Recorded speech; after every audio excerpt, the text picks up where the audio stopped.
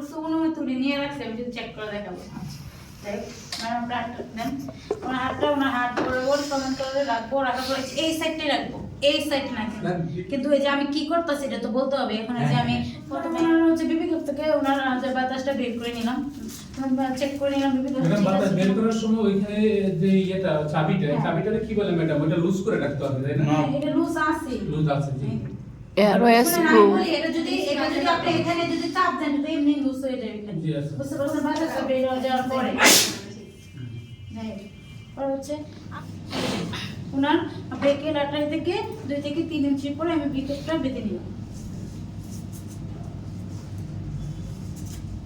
এমন ভাবে বাঁধলাম যাতে ওনার ভিতরে টাইট না হয়, বেশি ডাবল লুজ না হয়। আমি বলে আপনাদেরকে বলছি, কিন্তু ওইখানে যদি মানে 2-1টা কথা বলতে হবে, বোবার মতো করলে তো হবে না। এই যে দেখেন আমরা একদম 4 আঙ্গুল বা 2 আঙ্গুল, মানে বেশি টাইট হলেও সমস্যা, বেশি লুজ হলেও প্রবলেম। আঙ্গুল ঢুকে এরকম এরকম আমার দেখার সুবিধার্থে আমি ডায়াফ্রামটা ওনার মিটারটা উপরে রেখে দিলাম। Diameter Speak more man. Speak more man. আচ্ছা শুনেন, আপনার যদি ভুল হয় তাহলে কিন্তু উনি ধরবে, ভুল না হলে কিন্তু ধরবে না। বুঝতে পারছেন? এখন এইখানে যদি আবার হাত এবারে না দেন তাহলে তো শুনবেন এই সব কিছু শোনা যায় না। বুঝতে পারছেন? কিছু শুনতে পারবেন, এমনি তো শুনতে পারবো না আমি। আর হ্যাঁ, মেয়েদেরকে বলে রাখি, আপনারা কিন্তু ওই যে হিজাবের ভিতর দেওয়া লাগবো, নাইতো শুনবেন না। বুঝতে পারছেন? এই যে এখানে দেওয়ার পরে এই যে এখানে এবার চাপ দিয়ে সুন্দর করে এই যে এভাবে ধরলাম। দেখেন ধরার ওইটা দেখেন, এই দেখেন বাম হাতে দেখেন। এই যে দেখেন আমি কিন্তু ওই যে দেখেন ওনাকে কিন্তু আমি সাপোর্ট দিচ্ছি। বুঝতে পারছেন?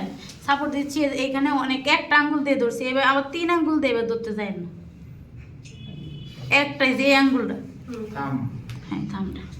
এই দেখেন এখন এই যে দেখেন, এটা হচ্ছে ফার্স্টে হচ্ছে আমি কিন্তু প্রথম যে হাওয়াটা বের করছি তখন লুজ হয়ে গেছে, এখন আমি টাইট দিয়ে নিলাম।